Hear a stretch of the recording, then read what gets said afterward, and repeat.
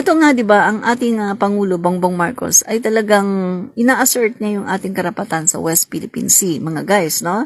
So, eto ang narrative ng mga DD sheets, magkakagera kapag nanindigan tayo sa West Philippine Sea.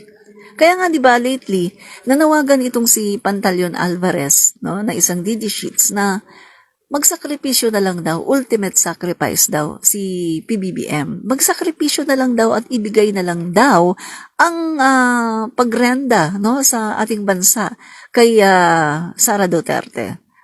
Sa isip ko, ha? Di wala ngang kaalam-alam yan. Diyos mio! Kumbaga mga kaibigan, sa ngayon comparison natin sa ngayon, ang namumuno ng ating bansa ay kumbaga, ang kanyang level ay doctorate. Pagkatapos, ibibigay mo sa kindergarten? Mahiya naman kayo. Ang kapal ng mukha niyo talaga. Sobrang ang kakapal ng mukha niyo. Isang doctorate, no? Comparison natin, mga kaibigan, comparison to. Hindi ko sinasabing may doctorate si PBBM. Pero, ang namumuno natin ngayon sa Pilipinas ay mako-compare natin sa isang tao na nasa doctorate level pagkatapos ibibigay mo sa isang kindergarten level. Oh my goodness, ang kapal ng inyong mga mukha. Umayos kayo sa kapalan ng inyong mukha. Grabe, no? Mga guys. Ito ang nila mga kaibigan. To ease the tension, kailangan daw talagang ibigay na kay Sara Duterte. So ngayon mga kaibigan, napapatunayan na talaga natin na itong si Sara Mau, kaya naman pala hindi talaga siya kumikibo sa lahat ng pambubuli ng China. Kasi ngayon napapatunayan natin na siya pala talaga ay tuta ng China. Siya pala talaga ay isang pro-China. Tuta! So mga kaibigan, ito ganitong klase ng politiko, ihahalal nyo sa 2028. Maghunos dili kayo. Masyado kayong nadadaan sa itsura na akala mo napaka mabait, no? Mga kaibigan, kapag nakita mo yan si Sara Duterte, mabait ang itsura, mga kaibigan. Kita ko yan harap-harapan. Inisnab nga ako Siguro nakikita na niya aking mga posts. Inisnab niya ako, mga kaibigan. At yung katabi ko, ang kanyang pinansin. Ako inisnab, no? So, hindi ko rin naman siya nginitian kasi hindi ko naman talaga siya type, no? So, eto yung mga kaibigan, no? Etong si Sara Mau, lumalabas talaga ang kanyang pagiging pro-China. So, ibig sabihin ng mga DD sheets, ibigay mo na lang yan PBBM kay Sara, yung pagrenda sa ating bansa para mawala na yung tension. Kasi ang gagawin lang naman ni Sara Mau ay ipagpatuloy ang polisiya ng kanyang ama na kung saan sunod-sunuran lang tayo, himod lang tayo sa puwet ni Xi Jinping at panay sabi na wag nating baka magagalit si Xi Jinping. Hindi pwede ito kasi si Xi Jinping magagalit, ganyan, wag nating i-hurt ang feelings si Xi Jinping. Yan ang statement ng mga tao na makapili at duwag. Literally, duwag. Duwag si Duterte. Duwag si Digonyo. Literally. Mga kaibigan, kung hindi ba naman duwag yan, hinamon ba naman yung si Carbonell, yung mga kaibigan yung pasabog na magkakaroon ng kudeta itong April 12 to 15. Hinamon pala ni Dutae itong si Waldy Carbonell ng yung barilan. Pagkatapos kamukat-mukat mo, yung naghamon, hindi dumating. Mga kaibigan, makikita nyo yan sa Google nyo na lang, no? Para, baka sabihin nyo, nag-fake news ako. Google nyo na lang, mga kaibigan, no? Hindi ako naka-ready dyan, Kasi hindi naman yan yung topic natin, no? Nadaanan lang natin. Sandali, Google ko na kaya, mga kaibigan. Kaso maano yung oras natin eh, no? Sandali, tignan ko. Saglit guys wala. Ito. Digong challenge somebody this time. Dismiss police Colonel Eduardo Asierto for exposing his inutilness on a cuddling of drug lord Chinaman Michael Yang and Alan Lim to a gun duel again. Kaya pala hinamon ni Digonio itong si Waldy Carbonell. Kasi ito palang si Waldy Carbonell, mga kaibigan, yung nag-expose kahapon na yung tungkol sa pinaplano na kudita nitong si Digonio. Kaya pala hinamon ni Digong si Waldy Carbonell kasi ito palang si Waldy Carbonell, mga kaibigan, press di ba yan, sa press, ay in-expose niya, mga kaibigan, yung ginawa ni Duterte na pagpoprotekta kina Michael Yang at saka si Alan Lim. At dahil doon ay hinamon ni Duterte ng gun duel itong si Waldy Carbonell, no? Kaya lang, mga kaibigan, he must have made Waldy Carbonell laugh and sneer loud at him, for he had experienced getting challenged to the same bang-bang by him, only for him, patay-patay mouth Digong, to disappear worse than an ugly dog running scared with its tail crawling down between its legs when his challenge was accepted.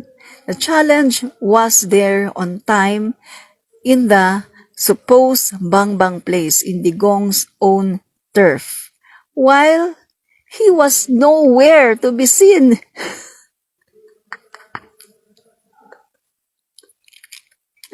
Mga kaibigan, nakakatawa. So ngayon napapanulayan talaga natin na duwag pala talaga si Duterte. Naghamon ng duel, barilan, pagkatapos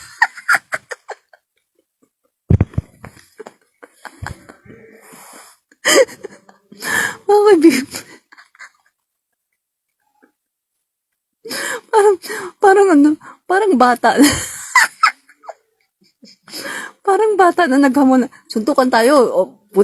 Naalala ko ng mga classmate ko, Little Baguio, suntukan tayo. Ganun nung naalala ko guys, no, nung elementary ako. Kasi Little Baguio, pag sinabi mong Little Baguio, yung lugar na yan, mga guys, ang mga bahay diyan sobrang ang lalaki ng bahay na ang tataas talaga ng mga bakod. In short, mga guys, pag dumaan ka diyan, ang tahitahimik kasi dahil mayayaman ang mga tao diyan, ang tataas ng bakod. Pakiramdam mo, nag-iisa ka lang talaga, guys. Wala kang nakakatakot kayong lugar na yan kasi talagang talagang masasabi natin na nakakatakot siya, walang tao kasi nga yung mga nakatira doon, mga kasi mga guys, mga walls nila sobrang ang tataas talaga. So kahit na siguro rapin ka diyan, hindi ka maririnig, mga guys. So yung ganun yung namin noon, yung kabataan pa kami noon, yung mga lalaki namin classmate kapag mag-aaway, Little Baguio, punta tayo Little Baguio, suntukan tayo doon. Naalala ko tuloy. Tapos mga guys, hindi maghahamon, suntukan. Ngayon, yung isa maduduwag, hindi sumisipot. Kinabukasan, mga guys. Kinabukasan, binubuli na siya. Naghahamon ka ng suntukan, pagkatapos ikaw pala ang wala.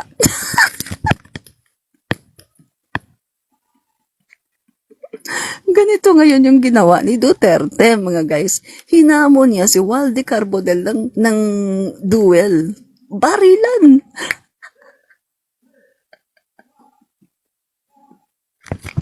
Tapos yung naghamon, hindi pupunta.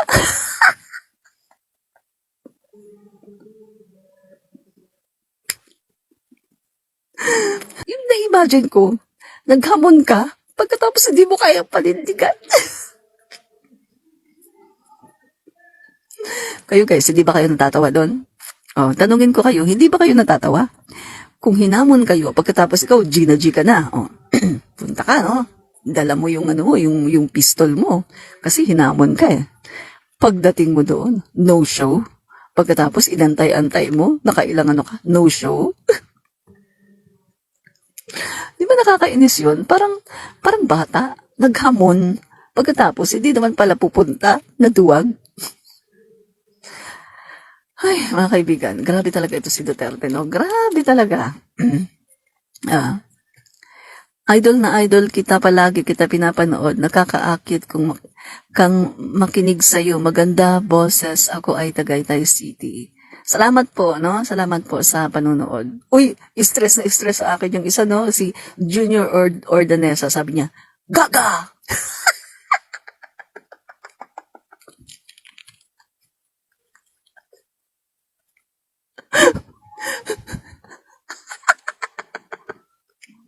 Pinaligaw na didishit.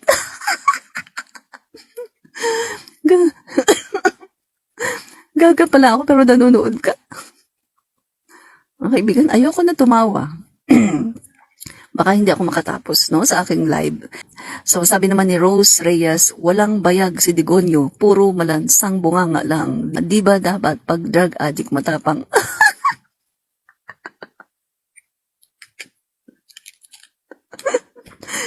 Usually po, yung mga drug addict, tumatapang lang yan sila kapag yung bawa high sila pagkatapos yung trip po nila ay bawa sila daw si Superman o sila daw isang superhero kaya sila daw ay may kakalabanin ng mga villain. Diyan po sila tumatapang kapag high na high sila. Eh malay niyo wala na yung epekto ng fentanyl. O, kaya bumalik na yung dati niyang katinuan. Ay, nako talaga naman. Ano po kasi ako medyo, medyo ingat po kasi ako. Ingat po ako sa aking mga kinakausap, no? Sa Messenger, or dito sa, ba tawag doon? Yung business, dito sa Meta, no? Ingat po kasi ako kasi meron po kasi akong, death threat, no? Kaya, nung natandaan ko po, merong gustong makipag-usap sa akin na follower na babae, no? Babae po siya, follower. At taga ibang bansa siya, taga Italy. Talagang iniscrutinize ko ng gusto.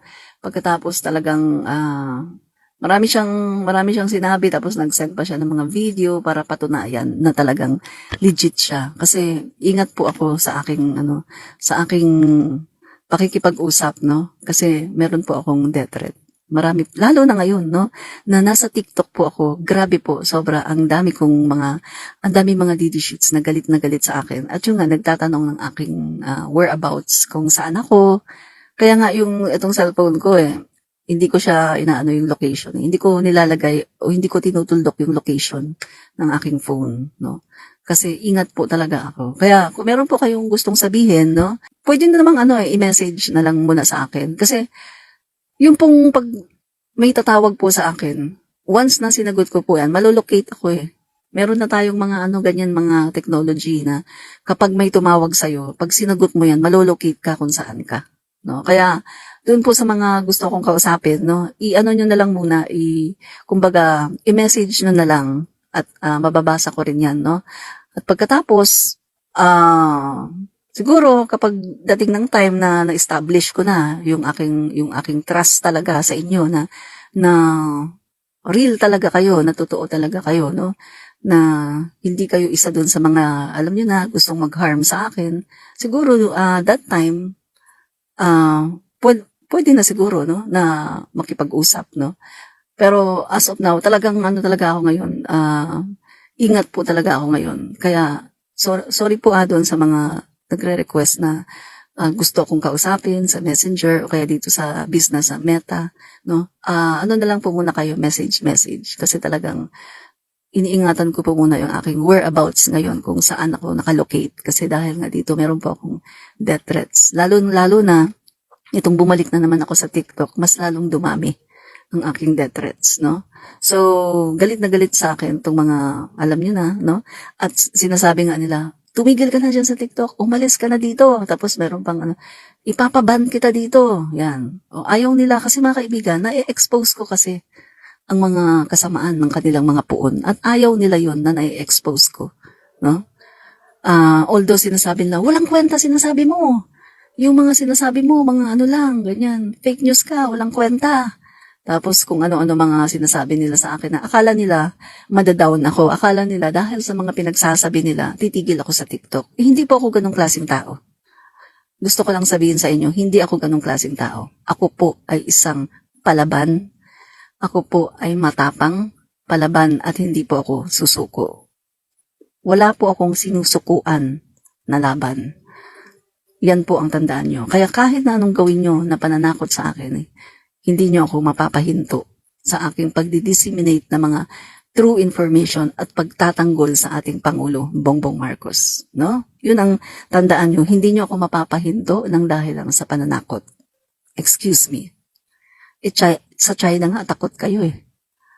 Sabi ko nga, willing akong ibala sa kanyon para sa bayan ko. Willing akong pumunta sa West Philippine Sea kahit na maging dahilan pa ng pagkamatay ko. Basta para sa bayan ko. Yun ang sinasabi ko. Pero kayo, duwag nga kayo eh. Gusto nyo ibigay na lang ang West Philippine Sea para hindi magkagulo? Ay, hindi ganun. Kung ganun ang ginawa ng ating mga bayani noon, walang Pilipinas. Wala tayo dito. Kung ganun ang ginawa ng mga bayani natin noon, kung naduwag sila, wala tayo dito. Tandaan nyo yan. No? Kaya kung ako ang papipiliin, ito sa totoo lang real talk lang tayo, mga guys. Kung wala na talaga, hindi na talaga madaan sa diplomacy. Gera kung gera. Gera kung gera. Mga kaibigan, ito nga sabi ko sa inyo.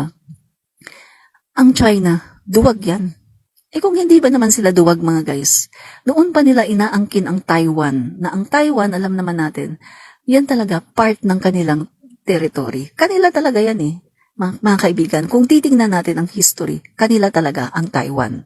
Nag-split lang, mga kaibigan, nag-split noon ang mga leaders nila kasi yung isa, mga kaibigan, gusto niya ng democracy. At dyan, nag-base sila sa Taiwan. At yung iba naman, andyan sila sa mainland, China.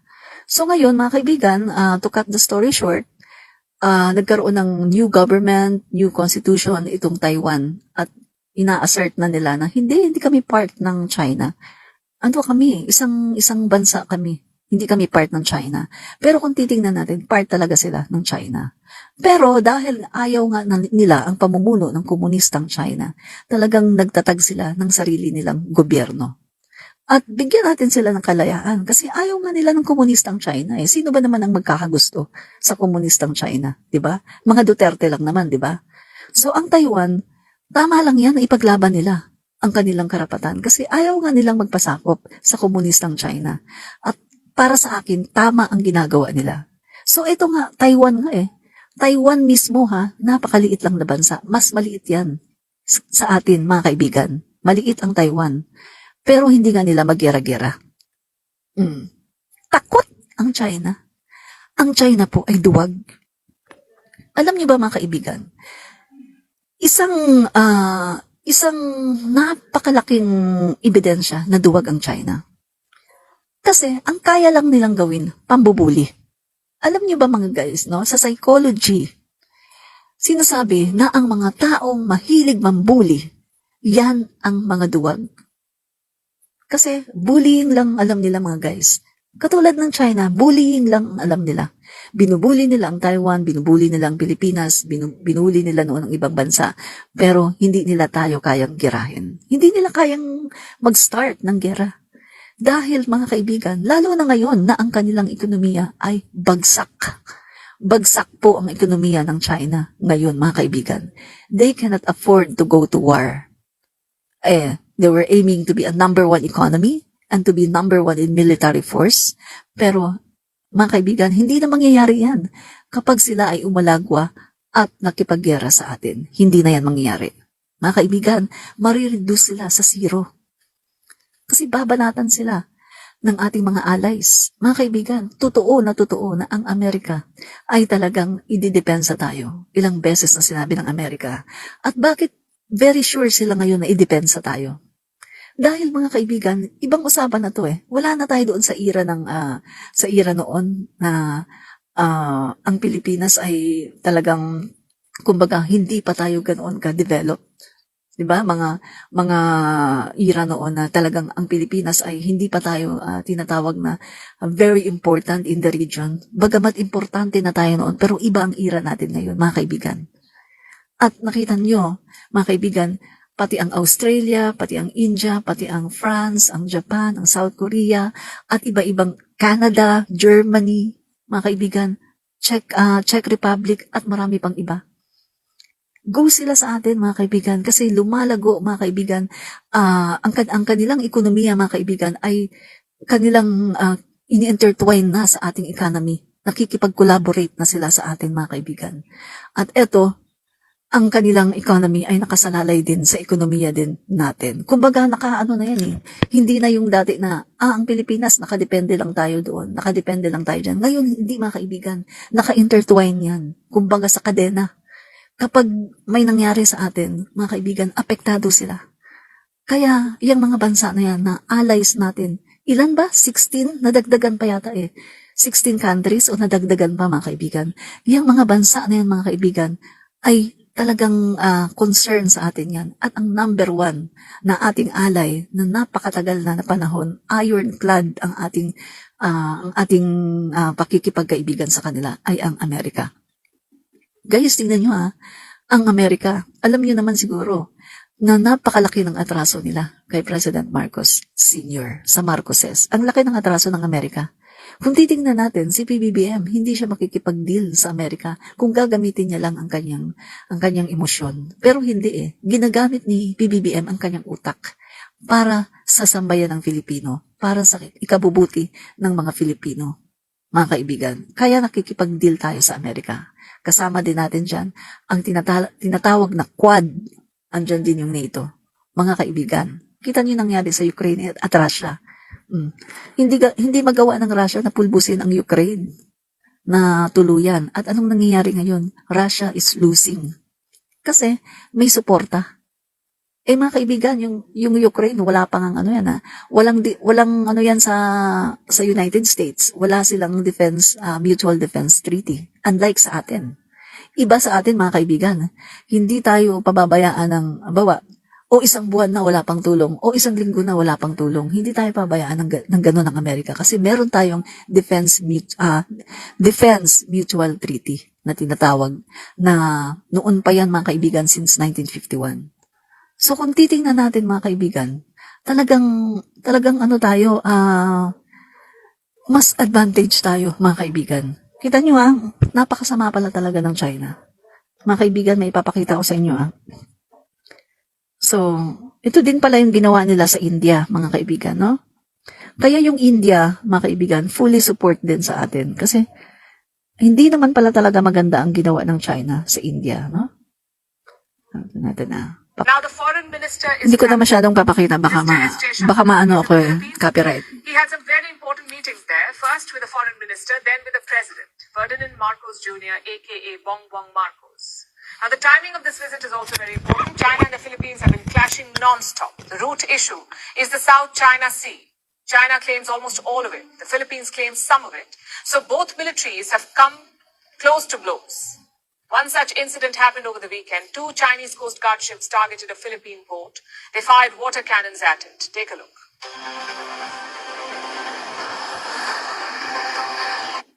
So mga guys, yung mga nangyari sa atin, nalalaman na ng international community. Kasi nga, ngayon sa panahon ni President Marcos, yung mga information na yan, talagang nilalabas siya. Unlike sa panahon ni Duterte, na kino-cover up nila ang ginagawa ng China. Talagang tinatago nila ni Duterte. Mga kaibigan, napakarami palang nangyaring harassment noon sa panahon ni Duterte na hindi natin man lang nalaman. At sabi nga ni Roque, di ba, galing sa bibig ni Roque, na noon daw sa panahon ni Duterte, winoter canon na rin daw tayo. Kita nyo himudpuet na si Duterte kay Xi Jinping pero winoter canon na daw tayo. Pero nalaman ba natin yon? Mga guys, parang hindi ko narinig na winoter canon tayo nung panahon ni Duterte. Kasi nga, itinatago nila yung mga ginagawang harassment ng China. Kasi nga, si Duterte gusto niyang protektahan si Xi Jinping at ayaw niya na magmukhang masama ang imahe ni Xi Jinping sa international community, no? So mga guys, if fast forward ko itong video doon sa ginawa ng China sa India para makita nyo kung ano yung ginawa ng China sa India, no? Na Kaya pala ang India, mga guys, ay sumusuporta sa atin kasi naranasan din pala nila itong ginawa sa atin, no? Look like? Malapit na dito, mga What guys. is the foundation of it? There are many. And- Number one is the shared threat. India faces Chinese expansionism in the Himalayas. The Philippines faces it in the seas. Different regions, but the same problem. Number two is trade. In 2015, bilateral trade was around $1.9 billion. In 2022, it has reached close to $3 billion, which is a 58% rise in 7 years. And there's potential for a lot. So guys, yung sinasabi niya dito, mga dahilan kung bakit ang India ay nagba-back up sa Philippines. Kasi naranasan din nila na-recall nyo noon mga guys yung China, pumapasok sila doon sa border ng India at inaangkin nila yon. Pangalawa, mga kaibigan, kaya ang India ay sumusuporta sa atin dahil sa trade, India and Philippines trade, mga kaibigan. Na kita nyo, anong 2015, merong 2015 to sa panahon ni Duterte, 1.9 billion, mga kaibigan. Maliit, 'di ba? Ang trading ng India at saka ng Philippines, no? Nung pagdating ng 2022, mga kaibigan, no, sa panahon na to ni papunta na kay PBBM, 3 billion, no? And then, neto mga kaibigan, 2023, mga kaibigan, ay 58% rise in 7 years. Tumaas, no? So, ibig sabihin, ang trading ng India at saka Philippines, lumalaki siya. Kaya nagiging importante na tayo sa India. Dahil sa mga factors na yon na nakikipag-trade sila at tayo rin nakikipag-trade sa kanila. Lumalaki yung ating trading, no? Kaya, mga kaibigan, nagiging importante na tayo sa India. Kasi kapag inatake nga naman tayo ng China, paano na yung trading natin sa kanila? Paano yung trading nila sa atin, di ba? Vice versa. Kaya, eto yung mga kaibigan, kaya mahalaga yung ginagawa ng ating Pangulo ngayon, Bongbong Marcos, na i-open natin ang ating economy by changing some parts of the Constitution, yung economic provision. Kasi dahil dyan, mga kaibigan, kapag inopen natin yung ating economy, mga kaibigan, yung economic provision ng ating Constitution, makakapasok na dito, papapasukin natin yung mga iba-ibang mga bansa, lalong-lalo na yung mga Western country, mga first world country, mga mayayamang bansa, para mag-invest sila dito. At kapag mas marami silang investment dito, mga guys, mas maraming trabaho, mas lalago ang ekonomiya natin, at the same time, mas magiging significant tayo sa maraming mga bansa. At dahil significant tayo sa kanila, hindi nila papayagan na basta-basta lang tayong gegerahin o bubulihin ng China. Make sense? Kaya mga kaibigan, yung mga ginagawa ngayon ng ating Pangulo Bongbong Marcos, naka-inline lahat yan sa plano niya, at yan ay merong significant dito sa agawan ng teritoryo sa West Philippine Sea, dito sa ginagawang pambubuli ng China. Kaya, kita nyo mga kaibigan na sina Saramaw at saka si Digonyo, ayaw nila, di ba? Ayaw nila ng charter change, ayaw nilang baguhin kahit economic provision. Kasi gusto nila manatiling mahirap ang mga Pilipino. Ayaw nilang i-open ang ekonomiya natin. Ayaw nilang ma-open, mga kaibigan, ang ekonomiya natin para ang mga ibang bansa ay mag-invest sa atin. Kasi gusto nila, mga kaibigan, dito lang tayo sa China. China lang. China lang, walang iba. No? Huwag na tayo sa iba, China lang. Kasi kapag nangyari yun, mga kaibigan, na makapasok dito yung mga investment ng iba-ibang mga first world country, ang China, mga kaibigan, matatabunan yan. At baka tuluyan pa silang mawala. At ayaw yan ng mga Dutertes. Kasi pro-China sila Mouthpiece sila ng China Yan ang dahilan, mga kaibigan, kung bakit ayaw nila ng charter change. At ang nakakalungkot nito, mga kaibigan, kasi may mga Pilipino na mga masasabi nating mga tanga, mga bobo, na naniniwala sa kanila. Naniniwala sa kanilang narrative na, bantayan natin ang konstitusyon kasi ang gagawin lang dyan ni Marcos, magpapahaba lang ng term. Hindi po magpapahaba ng termino si President Marcos Jr. Ang gustong gawin ng ating President Marcos Jr. ay buksan ang ekonomiya natin para nang sa ganon makatulong din ito sa problema natin sa West Philippine Sea. Pero iba ang ini-instill ni na Duterte sa mind ng mga Pilipino na hindi nag-iisip na mga Pilipino na mga bobo. Kaya may naniniwala pa sa kanila. Madaling mabudol, mga kaibigan. Alam nyo, sa totoo lang, hindi na ako nagtataka kung bakit madaling mabudol ang mga DD sheets. Ikita nyo nga, nabudol sila ni Kibuloy, na son of God daw siya, na siyang may-ari ng sanlibutan, di ba? Kasi kung son of God siya at kung siya ang may-ari ng sanlibutan, kayang-kaya niyang pitikin ang China. Isang pitik lang niya. Di ba? Kung son of God siya. Kaso hindi nga siya son of God Siya ay isang huwad. huwad na evangelist na walang gustong gawin kundi magpayaman, magpalaki ng kaniyang property. Yun lang talaga ang purpose ni Kibuloy, mga kaibigan, no? So, ayan mga guys, kaya etong mapapayo ko sa inyo, mga kaibigan, kung meron kayong mga kakilala na against dito sa amyenda ng ating economic provision, kung may mga kakilala kayo mga guys, i-ano nyo to, kumbaga, ipaliwanag nyo sa kanila kung bakit mahalaga itong pagbabago, pag-amyenda ng economic provision ng ating constitution, kung bakit ito mahalaga sa usapin ng West Philippine Sea. Mga kaibigan, kita nyo, India, kaya sila ngayon kumakampi sa atin at nagbaback up sa atin dahil growing ang kanilang kalakalan sa atin sa Pilipinas. Pero kung hindi, mga kaibigan, sa tingin nyo, baback upan tayo ng India? Sa tingin nyo, i-risk nila ang kanilang bansa para back upan tayo kung hindi malaki yung ating trading sa kanila. Yun yan mga kaibigan, kaya mahalaga itong pagbabago ng economic provision ng ating constitution. Kaya kung kayo may mga kakilala kayo na ayaw amyendahan ang economic provision ng ating constitution, sabihin niyo yan sa kanila, ipaliwanag niyo yan sa kanila para ang kanilang kaisipan ay mabuksan dahil binrainwash na yan ni Duterte. No? So, tuloy natin Finally, factor number 3, military cooperation. In 2022, the Philippines bought BrahMos missiles from India. The deal is worth $370 million. The delivery is expected to start this year. Reports say they're also keen on the Tejas fighter jet. Both sides also make regular port calls. In fact, an Indian warship docked in Manila on Monday. It's on a 3-day mission to the Philippines. So there's a lot going for both sides. But the catalyst remains China. There's a common thread between their claims over Indian and Philippine land. India has no right to unilaterally develop Zangnan, known as South Tibet in English, which belongs to China. India's actions will only further complicate the border issue and create negative disturbance in the border areas of the two countries. In the face yung narinig nyo kanina, yung defense ministry ng defense ministry ng China, yung narinig nyo kanina na binabanatan niya ang India, na ang India daw mga kaibigan ay walang karapatan na pumasok sa kanilang teritoryo. Yun, no? Tapos ngayon naman, eto naman yung defense ministry. Tingnan nyo. Sa Pilipinas naman to.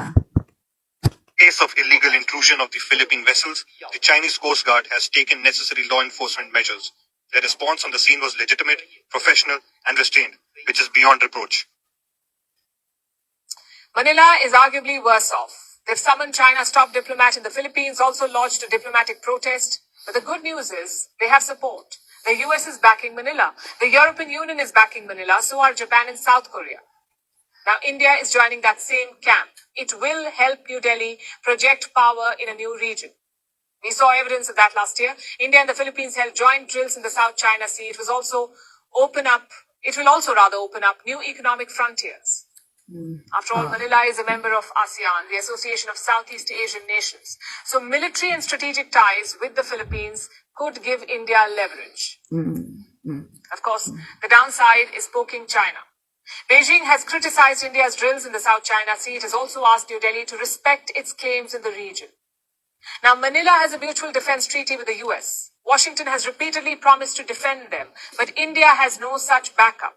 So while using China to build this relationship is okay, New Delhi must expand it, create a partnership that goes beyond Beijing. Kita niyo mga guys.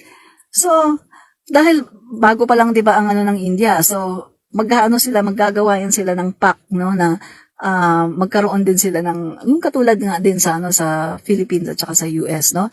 So eto mga guys, bakit tayo nagiging importante sa India? Kasi nga dahil sa economic, no? Sa ekonomiya. 'Di ba? Nakikipag-trade tayo sa kanila. Malaki na, no? Since President Marcos Jr. ang umupo, lumaki na yung trading natin sa kanila. Kaya nagiging importante tayo sa kanila. At hindi sila papayag na merong mangyari sa atin. Binaback upan na nila tayo. Yan yung mga kaibigan. Kaya mahalaga yung pagbabago ng economic provision ng ating constitution kasi makakatulong ito sa atin. Nawala ako, no? Nawala. Ayan, bumalik. Thank you, bumalik. No? So, biruin yung mga kaibigan na maraming bansa sa Europa. pupunta dito, makikipag-trade sa atin. Kasi kung okay na yung ating constitution, economic provision ng constitution natin, at mga kaibigan, lalong mahihirapan ang China. Mahihirapan sila lalo. Yan ang dahilan kung bakit ang mga Duterte ayaw nila na magkaroon ng pagbabago sa economic provision. Kasi ang gusto ng Duterte, China lang ang sa China lang tayo makikipag-trade. China lang. Sa China lang tayo makikipagnegosyo. Walang iba. China lang. Mga kaibigan, alam niyo ba kung anong magiging cause and effect kapag sa China lang tayo nakipag-trade? Alam niyo ba? Mga kaibigan, matutulad tayo doon sa isang bansang, nakalimutan ko yung bansa na yun, na halos China lang, mga kaibigan, ang lahat ng investor nila, China lang talaga.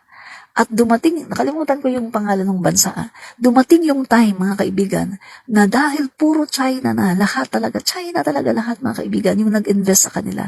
Dumating yung time na, yung bansa ngayon, mga kaibigan, nakalimutan ko kung anong bansa yun Dumating yung time na, i-recall ko. Hindi ko ma-recall yung bansa pero iano ko na lang mamaya, i-research ko. Yung bansa, mga kaibigan, na talagang sinakop siya ng China, no? Kasi nga, mga kaibigan, wala na silang pambayad sa China. So, inilit na, kumbaga, sinakop na yung bansa nila. No? So, ganyan po ang mangyari sa Pilipinas. At yan ang gusto ng mga Dutertes. Na China lang talaga ang makapasok dito, sa China lang tayo mag-trade, huwag na tayo makipag-trade sa mga West, huwag na, China na lang para maging China tayo, province of China. Matutupad na ang pangarap ni Xi Jinping. So, yun nga, mga kaibigan, huwag po kayo maniniwala sa mga narrative ng mga DD sheets. Hindi po tayo gigirahin ng China. Yan po ang sabi ko nga sa aking maraming vlog, 101% hindi tayo gigirahin ng China. Ang gagawin lang nila ngayon ay takutin tayo